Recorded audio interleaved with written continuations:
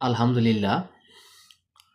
ত্রয়োদশ জাতীয় সংসদ নির্বাচনের জন্য প্রবাসী ভোটের জন্য আমি আবেদন করেছিলাম।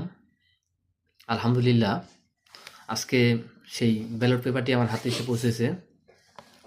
এই হচ্ছে আমার নাম আসিফ খান, ইতালিতে। এখানে আমি খুলে দেখলাম কয়েকটি খুব সুন্দরভাবে বাংলাদেশ নির্বাচন কমিশন এটাকে সাজিয়েছে।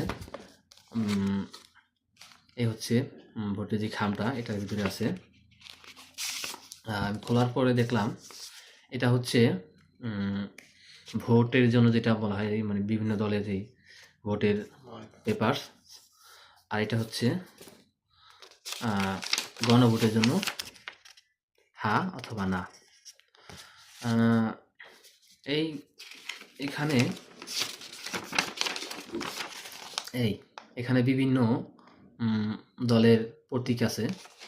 আপনি আপনার যেই দল যে পছন্দ, যাকে ভালো লাগে সেখানে আপনি দিতে পারেন। এরপরে এখানেও আছে আপনার পছন্দ মতো আপনার যে দল ভালো লাগে ওই দল আপনি ভোট দিতে পারেন। এরপর আমি আরেকটা খাম পেলাম, এটা হচ্ছে গণভোট। আপনারা যদি বর্তমান যেই সংবিধান আছে এখানে যদি আপনার কোনো পরিবর্তন আপনার মনে হয় করা লাগবে, তাহলে আপনি গণভোটে হ্যাঁ ভোট দিবেন। আর যদি আপনার মনে হয় কোনো পরিবর্তন দরকার নাই, যেভাবে আছে সেভাবেই সেটা ঠিক আছে, তাহলে আপনি না ভোট দিবেন।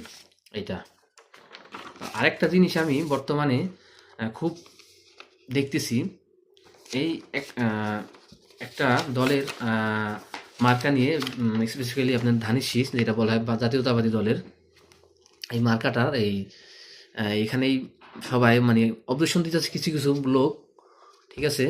তারা বলতেছে এই ধানের শীষের মার্কাটা আপনার এইভাবে বটার ভিতর দেওয়া হয়েছে, তো এই জন্য সমস্যা হইতে পারে। এই জন্য বিভিন্ন জন বিভিন্ন ধরনের গুজব ছড়াইতেছে এবং কি বলতেছে যে এই মার্কাটা মাঝখানে দেওয়া হয়েছে, কেন উপরে দিলে ভালো হইতো। বিভিন্ন ধরনের কথা বলতেছে।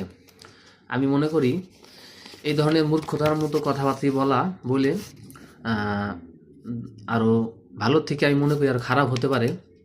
কারণ যে যে দল পছন্দ করে তার মার্কাটা উপরে আছে বা নিচে আছে সেটা কোনো মুখ্য বিষয় না।